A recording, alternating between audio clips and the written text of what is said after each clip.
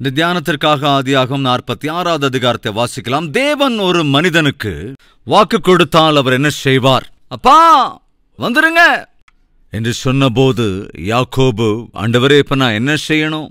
யாக்கோபே யாக்கோபே, எகிப்து தேசத்திற்கு நீ போ, நான் உன்னை அங்கே பெரிய ஜாதியாய் ஆக்குவேன். ஒரு மணி கூட வாசிக்கலாம். நீ எகிப்து தேசத்துக்கு போக பயப்பட வேண்டாம், அங்கே உன்னை பெரிய ஜாதியாக்குவேன். நான் உன்னுடனே எகிப்துக்கு வருவேன். அது மாத்திரமல்ல, நான் உன்னை திரும்பவும் வர பண்ணுவேன். 3 விஷயங்கள். எகிப்துக்கு போறதுக்கு நீ பயப்படாத. நான் அங்கே உன்னை பெரிய ஜாதியாக்குவேன். திரும்பவும் உன்னை நான் அழைத்து கொண்டு வருவேன். உன்னோடு கூட வருகிறேன், பெரிய ஜாதியாக ஆக்குவேன், உன்னை திரும்பவும் வர பண்ணுவேன். இது யாக்கோபுக்கு தேவன் கொடுத்த வாக்குத்தத்தம். அந்த வாக்குத்தத்தத்தை நம்பி யாக்கோபு தான் மிகவும் நேசித்த குமாரனான யோசேப்பினிடத்திலே செல்லுகிறான். யோசேப்பு தகப்பனிடத்திலே 17 ஆண்டுகள் தந்தையின் அன்பை பெற்றிருக்கிறான். தந்தையினால் போஷிக்கப்பட்டிருந்தான். எத்தனை காலம் அவன் தந்தை யோசேப்பை போஷித்தானோ அத்தனை காலம் தன் தந்தையாகிய யாக்கோபை யோசேப்பு போஷித்தான். கவனிங்க, 17 வருடங்கள் யாக்கோபு யோசேப்பை போஷித்தான். அதேபோல யோசேப்பும் 17 வருடங்கள் யாக்கோபை கண்ணின் மணியைப் போல அவன் பார்த்து கொண்டான். எத்தனை காலம் தாயும் தகப்பனும் நம்மை பெற்று வளர்த்து ஆளாக்கி பிரயோஜனம் உள்ளவர்களாய் மாற்றியிருக்கிறார்களோ, அப்படி இந்த ப்ராசஸ் ஏறக்குறைய 25 ஆண்டுகள் இருக்கும். எனவே உன் தாயையும் தந்தையையும் குறைந்தபட்சம் 25 ஆண்டுகள் அவர்கள் வயது முதிர்ந்த காலத்துல, சாதாரணமா சிலர் 58 வயசுல, அதாவது கவர்மெண்ட் உத்தியோகத்துல இருக்கிறவங்க ரிட்டையர்ட் ஆயிடுவாங்க. அப்புறம் ஒரு 60 வயது வரும்போது அரசாங்கமே சொல்றாங்க இது ஓய்வெடுக்க வேண்டிய வயது என்று சொல்லி. ஒருவேளை 55 வயதிலிருந்து ஒருவேளை 80 வயது வரைக்கும் அவர்கள் வாழ்ந்தால் சுமார் 25 வருடங்கள். 60 வயதிலிருந்து அவர்கள் ஒருவேளை 25 ஆண்டுகள் இன்னும் வாழ்வார்கள் என்றால் 85 வருடங்கள். நீ பிறந்ததிலிருந்து நீ எப்படி பிரயோஜனமாய் உன் காலில் நீ நிற்கிற வரைக்கும் உன்னை அவர்கள் போஷித்தார்களோ, அவர்கள் வயது முதிர்ந்த காலத்துல, அதாவது ஜாக்கிரதையா கவனிச்சீங்கன்னா, சின்ன வயசுல நீ என்ன செஞ்சியோ எக்ஸாக்டா அவங்களும் வயது முதிர்ந்த காலத்துல செய்வாங்க. சிறு வயதுல வாயில பல்லு இருக்காது, பொக்கவாய். வயதான காலம் ஆனதுக்கு அப்புறம் அவங்களுக்கும் பல்லு இருக்காது, பொக்கவாய். சின்ன வயசுல அப்பா அம்மா என்ன செய்வாங்க? நல்ல பெனஞ்சு சாப்பாடு ஊட்டுவாங்க. வயதானதுக்கு அப்புறம் அவங்களுக்கும் கூட நீ மிருதுவான ஆகாரம் தான் கொடுக்கணும். சின்ன குழந்தையா இருக்கும்போது அடிக்கடி பெட்டை நினைச்சுக்கிட்டே இருப்ப. வயது முதிர்ந்த காலத்துல அவங்களும் அடிக்கடி பெட்டை நினைப்பாங்க. சிறு வயதாக இருக்கிற போது, அதாவது நீ உன் சிறு வயதுல பல் இல்லாதப்போ மம்மி எப்படி திரவ பொருட்களை எல்லாம் அல்லது மிருதுவா நல்ல மெதுமெதுன ஆகாரத்தை பெனஞ்சு ஊட்டுவாங்களோ, அதே போல வயதானதுக்கு அப்புறம் கூட அவங்களுக்கு பல் விழுந்தது அவங்களுக்கும் மிருதுவான அன்னம் நீ தர வேண்டி இருக்கும். சின்ன குழந்தையா இருக்கும்போது எழுந்திருக்கிறதுக்கு உனக்கு உதவி தேவை. வயதான அப்புறம் அவங்க எழ வேண்டும் என்றால் அவங்களுக்கும் கூட உதவி தேவை. சிறு வயதுல உனக்கு நடக்க கத்துக் கொடுத்தது உன்னுடைய அப்பாவும் அம்மாவும். பெரியவங்களானதுக்கு அப்புறம் அவங்கள நீ பிடிச்சு நடத்த வேண்டியது அவர்கள் பெற்றெடுத்த மகனும் மகளும். சிறு வயதுல எப்படியெல்லாம் நீ பெட்டை நினைச்சுக்கிட்டு இருந்தியோ, எத்தனை தடவை பெட்டை நினைச்சாலும் அம்மாவுக்கு எரிச்சலே வராதுங்க, அந்த அப்பாவுக்கு கொஞ்சம் கூட எரிச்சல் வராதுங்க. எனக்கும் 2 பிள்ளைங்க இருக்காங்க, அவங்களும் படுக்க நினைச்சவங்க தான். நல்லா தூங்கிக்கிட்டு இருப்பேன், திடீர்னு கீழே பார்த்தீங்கன்னா ஜல்ல ஜல்ல ஜல்ல, அது என்னமோ ஒரு இளஞ்சூட்டுல அப்படி போயிட்டே இருக்கும். வேற என்ன, முடிச்சு பார்த்தா பக்கத்துல இருக்கிற சார் நினைச்சிருப்பாரு. ஆனா கொஞ்சம் கூட எரிச்சல் வராதுங்க, கோபமே வராது இல்லைங்களா? நடுராத்திரியில டயர்டா இருக்கிற போது கூட வேக வேகமா எழுந்து, நானாக இருந்தாலும் மனைவியாக இருந்தாலும், அது எந்த பக்கம் நனைஞ்சு ஓடுதோ அந்த பக்கம் எந்திரிச்சு மறுபடியும் அந்த பெட்ஷீட்டை மாற்றி, அந்த பெட் எல்லாத்தையும் மாற்றி மறுபடியும் அவனுக்கு வேற ஏதாவது துணி போட்டு, எரிச்சலும் வராது, கோபமும் வராது. ஏனென்றால் தாயின் அன்பு, தகப்பனின் அன்பு. அப்ப அதே தாய் அதே தந்தை வயது முதிர்ந்த காலத்துக்கு வரும்போது பாவம் அவங்க பெட்டை நினைக்கிற போது எதுக்காக கோபம் வருது, ஏன் எரிச்சல் வருது? தேவன் உனக்கு ஒரு பாடத்தை கற்றுக் கொடுக்கிறார். சிறு வயதிலே தாயும் தகப்பனும் உனக்கு என்னவெல்லாம் செய்தார்களோ அவர்கள் பெரியவர்களான பிறகு மகனாய் மகளாய் அவர்களுக்கு நீ அதை செய்ய வேண்டும். யோசேப்புக்கு அந்த சத்தியம் தெரியுங்க, யோசேப்புக்கு அந்த உண்மை தெரியுங்க. அதனாலதான் தன் தகப்பனிடத்திலே 17 வருடங்கள் எப்படியெல்லாம் அவன் வளர்ந்தானோ, அதே போல யோசேப்பினிடத்திலே யாக்கோபும் கூட 17 வருடங்கள் அவனோடு இருந்தான். என் அன்பு தம்பியே, தங்கையே, சகோதர சகோதரியே, மறந்து போயிடாத, உன் பொறுப்புகளை மறந்து போயிடாத. யோசேப்பு ஆவிக்குரியவன். காரணம் என்ன? தேவனாகிய கர்த்தர் அவனோடே இருந்தார்.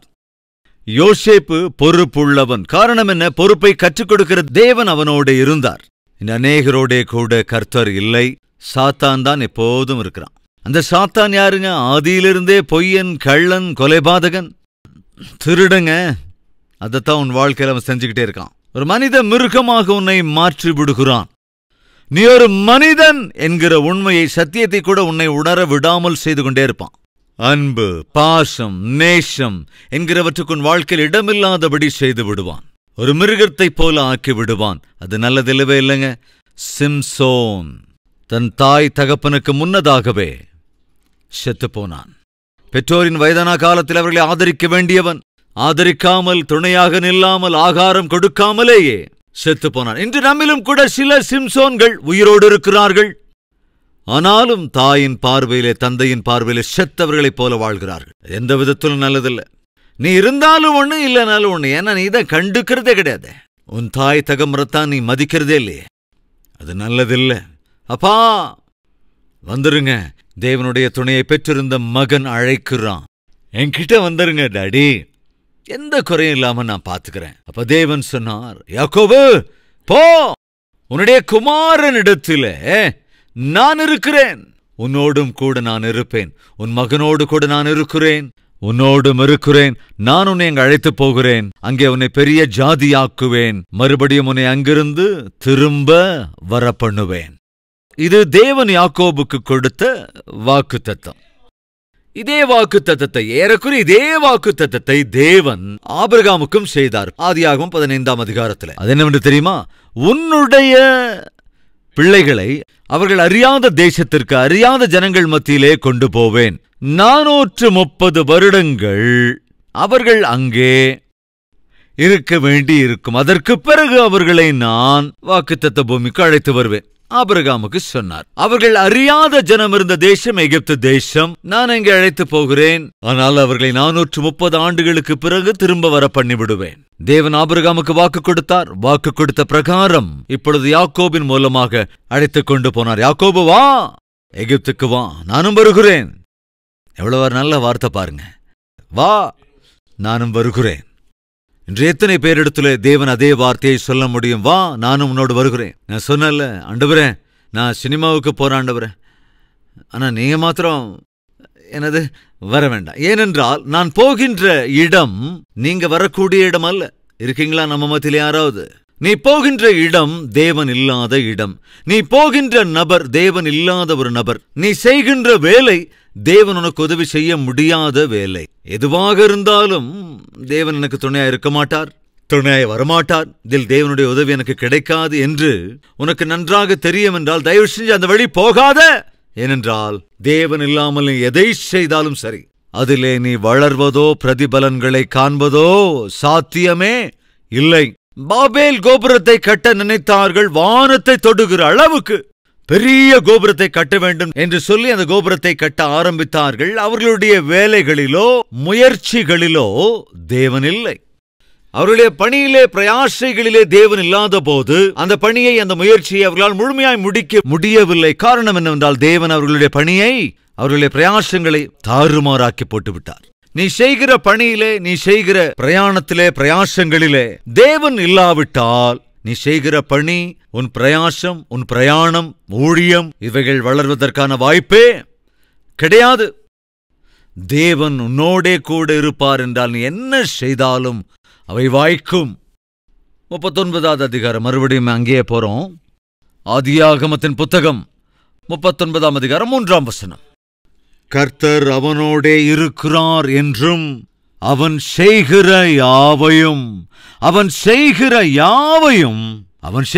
யாவையும் கர்த்தர் வாய்க்க பண்ணுகிறார் என்றும் அவன் எஜமான் கண்டு. இந்த உலகம் பார்த்ததுங்க, என்னது இந்த பையன் எதை செஞ்சாலும் அது வாய்க்குதே, இந்த பையன் எதை தொட்டாலும் அது பொன்னா மின்னுதே. நம்மள சில பேர் இருக்காங்க, அவங்க எதை தொட்டாலும் அவ்வளவுதான். உண்மையா இல்லையா? எதை தொட்டாலும் அது விளங்காது. எங்க கால் வச்சாலும் அந்த இடம் அவ்வளவுதான். ஆனால் யோசேப்பு எதை தொட்டாலும் சரி, அது பொன்னை போல மாறியது. எந்த வேலை செய்தாலும் சரி அது அற்புதமாய் வாய்த்தது. இதை யாரு பார்த்தாங்க தெரியுமா? போத்திஃபர் பார்த்தான். இந்த பையன் சாதாரணமான பையன் இல்ல. பையன் பார்க்க சாதாரணமானவனா இருக்கிறான். அவன் செய்யற வேலையெல்லாம் சாதாரணமான வேலைகள் இல்ல, அசாதாரணமாயிருக்கிறது. எல்லோரை காட்டிலும் சுறுசுறுப்பா இருக்கான், எல்லோரை காட்டிலும் நேர்த்தியா செய்யறான், எல்லோரை காட்டிலும் அற்புதமாக வேலை செய்கிறான். இவனுக்குள் இருக்கிற அந்த பிரத்யேகத்துவம் என்ன? கவனித்தான். தனித்துவம் என்ன என்பதை கண்டுகொண்டான். அப்படி என்ன தனித்துவம்? இவனுடைய தேவனாகிய கர்த்தர் இவனோடே கூட இருக்கிறார். எனக்கு கிடைக்காத துணை அவனுக்கு கிடைத்திருக்கிறது. என்னது? அவனுக்கு தேவன் துணையாக இருக்கிறார். அன்பு சகோதர சகோதரிகளே, நம்மை குறித்து யாராவது அப்படி சொன்னா எவ்வளவு நல்லா இருக்கும். வேலை செய்கிற இடத்துல உன்னை பார்த்து உன்னை சுற்றி இருக்கிறவர்கள் அப்படி சொன்னா அது எவ்வளவு நல்லா இருக்கும். என்னால செய்ய முடியாது, ஆனா அவரு செஞ்சிருவாருங்க. என்னால செய்ய முடியாது, ஆனா அந்த பொண்ணு செஞ்சிருவாங்க. என்னால என் குடும்பத்தை கட்ட முடியல, ஆனா அந்த பொண்ணு அருமையா கட்டிட்டா. தேவ வார்த்தையின் அடிப்படையில் என் பிள்ளைகளை வளர்க்க முடியல, ஆனா அவர் அற்புதமா வளர்த்தார். நம்ம நல்லா வளர்த்தாங்க. என்ன இந்த வித்தியாசம்? அவர்களுக்கு தேவன் துணையாக இருக்கிறார், அந்த பொண்ணுக்கு தேவன் துணையாக இருக்கிறார். எனக்கு ஆஸ்தி இருக்கிறது, அந்தஸ்து இருக்கிறது, அழகு இருக்கிறது, எல்லாம் இருக்கிறது. ஆனால் என்னுடைய வாழ்க்கையில சந்தோஷம் இல்லையே. ஆனா என்னுடைய வீட்டுல வேலை செய்யற பொண்ணுக்கு ஒண்ணுமே இல்ல, ஆனா எப்ப பார்த்தாலும் அவர் ரொம்ப சந்தோஷமா இருக்கிறா. ஏனென்றால் எனக்கு எந்த தேவன் இல்லையோ அந்த தேவன் அந்த பெண்ணுக்கு இருக்கிறார். வேலைக்காரங்க யோசேப்பு ஒரு அடிமை பையங்க யோசேப்பு. ஆனால் அவனோட கூட தேவன் துணையாக இருந்தார். அப்படின்னா என்ன அர்த்தம்? எங்காவது வேலை செய்யற வேலைக்காரியா இருக்கலாம், கேஷுவல் லேபரா இருக்கலாம், ஏதாவது ஆபீஸ்ல பியூனா இருக்கலாம், கிளர்க்கா இருக்கலாம், கிளீனரா இருக்கலாம், அல்லது ஒரு சின்ன வேலையில் இருக்கிற வேலைக்காரியா இருக்கலாம். கவனிங்க சகோதர சகோதரிகளே, தேவன் உன்னோடே கூட இருப்பார் என்றால் நீ பெருகுவாய், வளர்ச்சியை காண்பாய். அவன் வளர்ந்தான், தேசத்தை அரசாட்சி செய்யும் ஸ்தானத்திற்கு உயர்ந்தான். தொடர்ந்து பார்க்கலாம். யாத்திராகமம்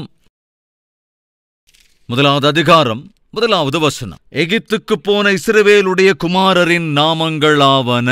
5வது வசனம். யோசேப்போ அதற்கு முன்னமே எகிப்தில் போயிருந்தான். யாக்கோபின் கர்ப்பப்பிறப்பாகிய யாவரும் 70 பேர். யோசேப்பும் அவனுடைய சகோதரர் யாவரும் அந்த தலைமுறையார் எல்லாரும் மரணமடைந்தார்கள். இஸ்ரவேல் புத்திரர் மிகுதியும் பலுகி ஏராளமாய் பெருகி பலத்திருந்தார்கள். தேசம் அவர்களால் நிறைந்தது. கவனிங்க, தேசம் அவர்களால் நிறைந்திருந்தது. யாக்கோபு வா, நானும் கூட வர்றேன். இதே வார்த்தை தேவன் நம்மிடம் சொல்ல வேண்டும். வா, நானும் வருகிறேன், உன்னோடு கூட நானும் வருகிறேன். சகோதர சகோதரிகளே, வீட்டிலிருந்து வெளியே போகிற போது தேவன் உன்னிடத்தில் இதை சொல்ல வேண்டும். நானும் உன்னோடு வருகிறேன். நீ எந்த வேலையை செய்ய போகும்போது, ஆண்டவரே எங்கூட நீங்களும் வரீங்களா என்று கேட்டால் தேவனால் சொல்ல முடிய வேண்டும், நானும் வருகிறேன். அவர் வரக்கூடாத இடத்திற்காவது, அவர் உனக்கு துணையாயிருக்கக்கூடாத வேலையாவது, அவருக்கு விருப்பமில்லாத மனிதரையாவது நீ சந்திப்பதோ அல்லது நீ செய்வதோ அல்லது நீ செல்லுவதோ நல்லது அல்லவே அல்ல. யாக்கோபு, நான் வருகிறேன். இதே வார்த்தை தேவன் உனக்கும் சொல்ல வேண்டும், நானும் வருகிறேன். அதுதான் நமக்கு ஆசீர்வாதம். அவர் வந்தால் என்ன நடக்கும்? அவர் துணையாக வந்தால் என்ன நடக்கும்? ஏற்கனவே சொல்லியிருக்கிறேன், இன்னும் ஒரு முறை சொல்லுகிறேன். அந்த குமாரத்தி பிரயாணம் போக இருக்கிறாள். பிரயாணத்திற்கு புறப்பட்ட போது, டாடி நீங்க வீட்டுல தனியா தானே இருக்கீங்க, என் கூட வரலாம்ல? ஓ இஷ்டமா, நீ வர சொன்னா கண்டிப்பா நான் கூட வரேன். வாங்க டாடி, என் கூட வாங்க டாடி. எப்படியும் தனியா தானே நான் பிரயாணம் பண்ண போறேன், என் கூட கார்ல வந்து உட்காந்துக்கோங்க. சரி மகளே என்று சொல்லி அந்த தந்தை கார்ல ஏறி உட்காந்துக்கிட்டார். 2 பேரும் அப்படியே பேசிக்கிட்டு தந்தையும் மகளும் அந்த கார்ல ஒரு நீண்ட பிரயாணம் போறாங்க. அப்படி போயிட்டு இருக்கும்போது திடீர்னு கிளைமேட் மாறிச்சு. ஃபுல்லா மேகங்கள் அப்படியே சூழ்ந்துடுச்சு. என்ன டாடி, மேகம் பயங்கரமா கூடுது, ஒருவேளை மழை வருமோ என்னவோ? வந்தா வரட்டுமா, நீ பாட்டுக்கு காரை ஓட்டிக்கிட்டு கொஞ்ச நேரம் பொறுத்து மழை பெய்ய ஆரம்பிச்சுது. டாடி மழை வேற பெய்து, நம்ம போயிட முடியுமா? ஏமா போக முடியாது, நீ போயிட்டாரு. அது ஒரு பெரும் மழையாக மாறியது. டாடி நாம எங்கேயாவது கொஞ்ச நேரம் நின்று போலாமா? அதெல்லாம் தேவையில்லம்மா, நீ போயிட்டாரு. அந்த பெருமழையோடு கூட இடியும் மின்னலும். அப்ப ரோட் சைட்ல கார்கள் நிறுத்திட்டாங்க, பஸ்ஸஸ் நிறுத்திட்டாங்க, லாரிஸ் கூட நிறுத்திட்டாங்க. புயலாக அது மாறி இருந்தது. டாடி பஸ்ஸஸ், லாரி, காரு எல்லாமே பயந்து நிக்கிறாங்க. வண்டி எல்லாம் ரோட்டோரத்துல நிறுத்தியிருக்காங்க. இந்த புயல்ல நாம போக முடியாதுன்னு நினைக்கிறேன். அதெல்லாம் ஒன்றும் பிரச்சனை இல்லம்மா, நீ தைரியமா வண்டியை ஓட்டு. சரி டாடி, நீங்க சொல்றீங்கல்ல என்று தைரியமாய் ஓட்டிக்கொண்டே இருந்தாள். பெரும் புயல் அது. போக ரொம்ப கஷ்டமா இருந்தது. டாடி, காரை நிறுத்திடலாமா? வேண்டாம் மகளே, உன்னால எவ்வளவு தூரம் ஓட்ட முடியுமோ தைரியமா ஓட்டு. சரி டாடி, நீங்க இருக்கீங்களே. அப்படியே ஓட்டி ஓட்டி போயிட்டே இருக்கும்போது மெதுவா அந்த புயல் இல்லை, பெருமழை இல்லை. இன்னும் கொஞ்சம் முன்னால போனா அங்கே வெயில் அடிக்குது. என்னது, நல்ல வெயில். அப்போ அந்த டேடி என்ன செஞ்சாரு, அதாவது எப்போ கொஞ்சம் வெயில் வந்தது உடனே டேடி சொன்னாரம்மா நிறுத்து, கார் நிறுத்துமா. காரை நிறுத்தினா 2 பேரும் இறங்கி வெளியே வந்தாங்க. கொஞ்சம் பின்னால திரும்பி பாருமான்னு சொன்னப்போ அந்த மகள் திரும்பி பார்த்தா ரோடு மொத்தமும் காலியா இருக்கு. இப்ப அந்த அப்பா கேட்டாரு, அம்மா மகளே, என்னம்மா பின்னால ரோடு மொத்தம் காலியா இருக்கு? அப்ப அந்த மகள் சொன்னாள், வந்துகிட்டு இருந்த அந்த பஸ்ஸஸ், வந்துகிட்டு இருந்த லாரிஸ், அப்புறம் அந்த கார்ஸ் எல்லாம் அந்த புயலுக்குள்ளேயே அப்படியே நின்னுட்டாங்க டாடி. அப்ப நீ எப்படி இப்ப புயலிருந்து வெளியே வந்துட்ட? இப்ப அவங்க புயலுக்குள்ள இருக்காங்க, அவங்க பெருமழையில மாட்டிக்கிட்டு இருக்காங்க. இடி மின்னல்ல அந்த பயங்கர மழையில நனைஞ்சு திக்கு திக்குன்னு பயந்துகிட்டு அவங்க எல்லாரும் அந்த அந்த புயலுக்குள்ள மாட்டிக்கிட்டு இருக்கிறாங்க. ஆனா உன்ன கவனிச்சியாம்மா, நீ பாரு அருமையான ஒரு கிளைமேட்ல நிம்மதியா வந்து நிக்கிற. அப்போ அந்த மகள் சொன்னாள், எனக்கு துணையாக இருக்கிற தந்தையை போல ஒரு தந்தை அவர்களுக்கு இல்லை என்பதனால் புயலிலே மாட்டிக்கொண்டார்கள். எனக்கு இருக்கிறார் என்பதால் நான் நிம்மதியாக இருக்கிறேன். என் அன்பு சகோதர சகோதரிகளே, தேவன் நமக்கு துணையாக இருந்தால் அவருக்கு தெரியும் எப்படி உன்னை புயலிலிருந்து, பெரும் புயலிலிருந்து, இடி மின்னலிலிருந்து பாதுகாப்பாய் உன்னை வெளியே கொண்டு வர வேண்டும் என்று. இருக்கிறதா இன்று புயல்கள் உன்னுடைய உத்தியோகத்தில்? இருக்கிறதா இன்று பெரும் புயல் உன் குடும்பத்தில்? பிரச்சனைகள் உன் வீட்டில்? அவைகள் எல்லாவற்றிலிருந்தும் உன்னை பத்திரமாக வெளியே கொண்டு வருவதற்கு என் தேவன் போதுமானவர். அவர் உன்னோடு கூட இருப்பார் என்றால், தேவன் வாக்குத்தத்தம் பண்ணினார், நான் வருவேன். வாக்குத்தத்தம் பண்ணின தேவன் அன்று யாக்கோபுக்கு துணையாக வந்தார். உன்னை பெரிய ஜாதியாக்குவேன், உன்னை நான் ஒரு பெரிய ஜாதியாக்குவேன் என்று வாக்குத்தத்தம் செய்த தேவன் எகிப்து தேசத்திலே யாக்கோபின் சந்ததியை மிகவும் பலுகி பெருக பண்ணினார். உங்களுக்கு தெரியுமாங்க, எத்தனை பேருங்க அன்னைக்கு எகிப்துக்கு வந்தாங்க? 70 பேர் என்று வேதம் சொல்கிறது. யாக்கோபும் யாக்கோபோடே கூட 70 பேர் எகிப்து தேசத்திற்குள்ளே அடி எடுத்து வைத்தார்கள். ஆனா இப்ப வேதம் இங்க என்ன சொல்லுது? யாத்ராகமத்துல அந்த யாக்கோபோடே கூட வந்த அந்த 70 பேர் மிகவும் பலுகி பெருகி, அதிகமாய் பெருகி, அவர்கள் எவ்வளவு அதிகமானார்கள், எவ்வளவாய் பலுகி பெருகினார்கள் என்றால், எகிப்து தேசத்திலே இருக்கின்ற, எகிப்து தேசத்தை ஆளுகை செய்கின்ற பார்வோனே பயப்படுகிற அளவுக்கு இவங்க நம்மளை விட அதிகமாயிட்டாங்களே, என்னது, நம்மை விட பலுகி பெருகி விட்டார்களே, நம்முடைய தேசத்தையே தேவைப்பட்டால் தங்கள் சுதந்திரமாக்கக்கூடிய அளவுக்கு இவர்கள் வளர்ந்து விட்டார்களே. எப்படி சாத்தியமாயிற்று அந்த வளர்ச்சி? எப்படிங்க சாத்தியமாச்சு? தேவன் வாக்கு பண்ணினார், உன்னை பலுகி பெருக பண்ணுவேன் என்று. தேவன் யாருக்காவது வாக்கு கொடுப்பார் என்றால் அந்த வாக்கை கட்டாயமாக தேவன் நிறைவேற்றிய தீர்வார். எனக்கு தெரியாது தேவன் உனக்கு என்ன வாக்கு பண்ணியிருக்கிறார் என்று. எனக்கு தெரியாது உனக்கு தேவன் என்ன வாக்குத்தத்தம் கொடுத்து உன்னை இதுவரைக்கும் வழிநடத்தி கொண்டு வருகிறார். அந்த வாக்குத்தத்தத்தை கெட்டியாக பற்றிக்கொள். தேவன் வாக்கு கொடுத்து வாக்கு மாறுவதற்கு மனிதன் அல்ல. உன் பிள்ளைகள் விஷயத்தில் வாக்கு பண்ணியிருக்கிறார் என்னவோ, உன்னுடைய கணவனுடைய விஷயத்தில், மனைவியின் விஷயத்தில் தேவன் வாக்கு பண்ணியிருக்கிறார் என்னவோ, உன் எதிர்காலத்தை பற்றி வாக்கு பண்ணியிருக்கிறார் என்னவோ, உன் ஊழியத்தின் விஷயத்தில், சபையின் விஷயத்தில், சபை வளர்ச்சியின் விஷயத்தில் தேவன் வாக்கு பண்ணியிருக்கிறார் என்னவோ, வாக்கு பண்ணியிருக்கிற தேவன் மறந்து போவதற்கு மனிதன் அல்லவே அல்ல. ஆனால் மறந்து போனார்கள். யாருங்க மறந்து போறாங்க? பார்க்கலாம் வாங்க.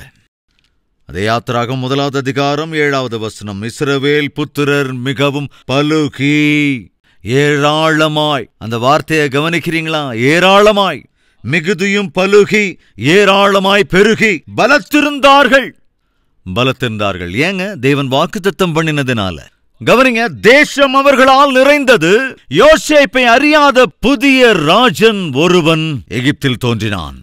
அவன் தன் ஜனங்களை நோக்கி, இதோ இஸ்ரவேல் புத்திரராகிய ஜனங்கள் நம்மிலும் ஏராளமானவர்களும், அதாவது அங்கிருந்த எகிப்தியரை காட்டிலும் இஸ்ரவேலர்கள் ஏராளமாய் பலுகி பெருகினார்கள். இஸ்ரவேல் புத்திரராகிய ஜனங்கள் நம்மிலும் ஏராளமானவர்களும் பலத்தவர்களுமாயிருக்கிறார்கள். அவர்கள் பெருகாதபடிக்கும் ஒரு யுத்தம் உண்டானால் அவர்களும் நம்முடைய பகைஞரோடே கூடி நமக்கு விரோதமாக யுத்தம் பண்ணி தேசத்தை விட்டு புறப்பட்டு போகாதபடிக்கும் நாம் அவர்களை குறித்து ஒரு உபாயம் பண்ண வேண்டுமென்றான். அப்படியே அவர்களை சுமை சுமக்கிற வேலையினால் ஒடுக்கும்படிக்கு அவர்கள் மேல் விசாரணைக்காரரை வைத்தார்கள். அப்பொழுது அவர்கள் பார்வோனுக்காக பித்தோம், ராமசேஸ் என்னும் பண்டசாலை பட்டணங்களை கட்டினார்கள். சுமை சுமக்கிற வேலை, சிரமம் ஆரம்பிச்சிருச்சு. நல்லா கவனிங்க. கஷ்டங்கள் ஆரம்பித்தன, பாடுகள் ஆரம்பித்தது. காரணம் என்ன? யோசேப்பை அறியாத அல்லது யோசேப்பை மறந்து போன ஒரு ஜனக்கூட்டம் புறப்பட்டது. யோசேப்பை அறியாமல் போனதுதான் அன்று அந்த இஸ்ரவேல் ஜனங்களுக்கான கஷ்டத்திற்கு காரணம். இன்று உன் வீட்டில் இருக்கிற கஷ்டத்துக்கு காரணம் என்ன தெரியுமா? இன்று உன் வீட்டிலே, உன் குடும்பங்களிலே இருக்கிற பாடுகளுக்கான காரணம் என்ன தெரியுமா? இயேசு கிறிஸ்துவை அறியாமல் போவதுதான் இன்று உன் வீட்டில் இருக்கிற கஷ்டங்களுக்கான காரணம். உன்னுடைய கணவன் இயேசுவை, தேவனை அறியாததினாலே, உன்னுடைய மனைவி தேவனாகிய கர்த்தரை அறியாததினாலே, உன்னுடைய பிள்ளைகள் தேவனை அறியாமல் இருப்பதாலே, விசுவாசிக்காமல் இருப்பதினாலே, நம்பாமல் இருப்பதினால் தான் அங்க இன்னைக்கு உங்க வீட்டில் எவ்வளவு கஷ்டங்கள். இதை ஒத்துக்கிறீங்களா? யோசேப்பை அறியாத ஒரு ராஜா வந்தான். கஷ்டங்கள் ஆரம்பமானது இஸ்ரவேல் ஜனங்களுக்கு.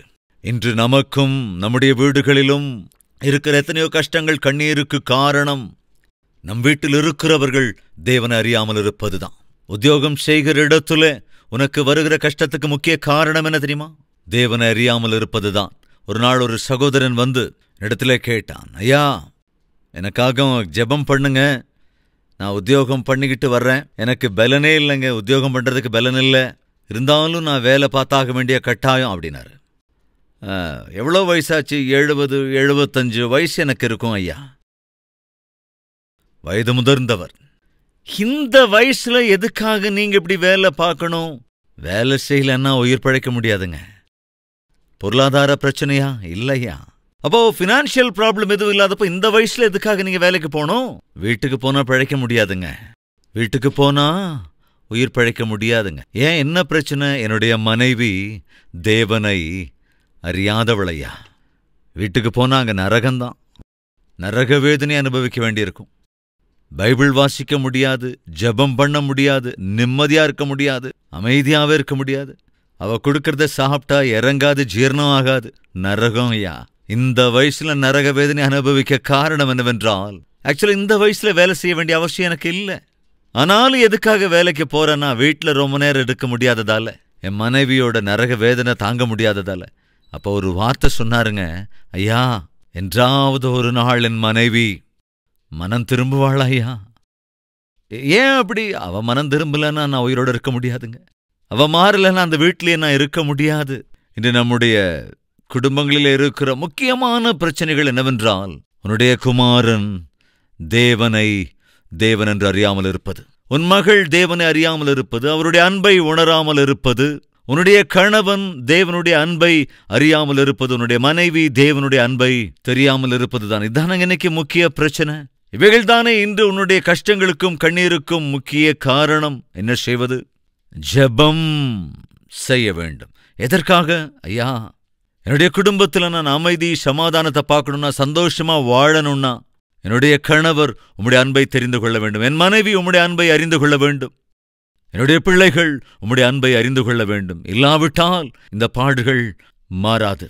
உங்களில் எத்தனை பேர் பாடுகளோடு வாழ வேண்டும், கஷ்டத்தோடு வாழ வேண்டும், வேதனையோடு வாழ வேண்டும், சமாதானம் சந்தோஷம் இல்லாமல் வாழ வேண்டும், எப்பொழுதும் அழுது கொண்டே இருக்க வேண்டும் என்று நீங்கள் விரும்புவீர்களோ? அல்லாமல் இவைகள் எல்லாவற்றையும் மேற்கொண்டு என் கணவன், என்னுடைய மனைவி, என்னுடைய பிள்ளைகள் ஆண்டவரை அறிந்து அவருடைய பிள்ளைகளாய் வாழ வேண்டும்.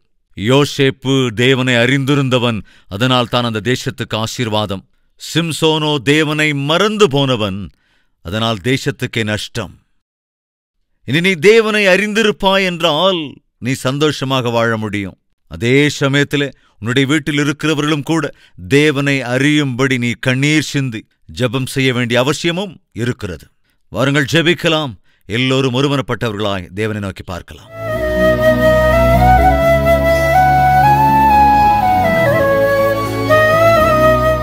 மகா பரிசுத்தமும் அன்பும் நிறைந்த பிதாவே, இன்று யார் யாரெல்லாம் யோசேப்புக்கு நீர் துணையாக இருந்தது போல எனக்கும் துணையாக இருங்க ஆண்டவரே. நான் ஏழைதான், எளியவன்தான், அடையாளமற்றவன்தான், அட்ரஸ் இல்லாதவன்தான். ஆனால் நீர் என்னோடு கூட இருந்தா போதும் ஆண்டவரே. அட்ரஸ் இல்லாத, அடையாளம் இல்லாத, அநாதையைப் போலான யோசேப்பை தேசத்தை ஆளுகிறவனாக ஆக்குனீரே. அதே தேவனை இன்று நாங்களும் சேவிக்கிறோம் ஆண்டவரே. நீர் எங்களுக்கு துணையாயிருந்து நீதியாக வாழ்ந்து உத்தமமாக வாழ்ந்து ஆண்டவரே, சக மனிதனுக்கு நன்மை செய்கிற, சக மனிதர்களுக்கு உதவி செய்கிற, குடும்பத்திலே இருக்கிறவர்கள் மீது பொறுப்புடன் கூட வாழ்கின்ற, கெட்ட பழக்கங்களையெல்லாம் விட்டு விலகி பரிசுத்தமான வாழ்க்கை வாழ்ந்து உம்முடைய துணையை பெற்றுக்கொண்டு செய்கிற எல்லா பணிகளிலும் பிரயாசைகளிலும் வெற்றியை சாதித்து 10 பேருக்கு நன்மை செய்கிறவர்களாக, சமுதாயத்துக்கு உபயோகப்படுகிறவர்களாக, தேசத்துக்கு ஆசீர்வாதகரமானவர்களாக ஆண்டவரே, நாளில் இந்த செய்தியை கேட்டிருக்கிற ஒவ்வொருவரையும் ஆசீர்வதிக்க வேண்டும் என்றும். யோசேப்பை அறியாமல் இருந்ததுதான் இஸ்ரவேல் ஜனங்களின் கஷ்டத்துக்கு காரணம். இன்று எங்களுடைய குடும்பத்திலும் யாரெல்லாம் உம்மை அறியாமல் இருக்கிறார்களோ ஆண்டவரே, அவர்களை கண்ணோக்கி பார்த்து எல்லோருடைய கஷ்டத்தையும் கண்ணீரையும் மாற்ற வேண்டும் என்று இயேசுவின் நாமத்தில் வேண்டிக் கொள்கிறோம் பிதாவே. ஆமென்.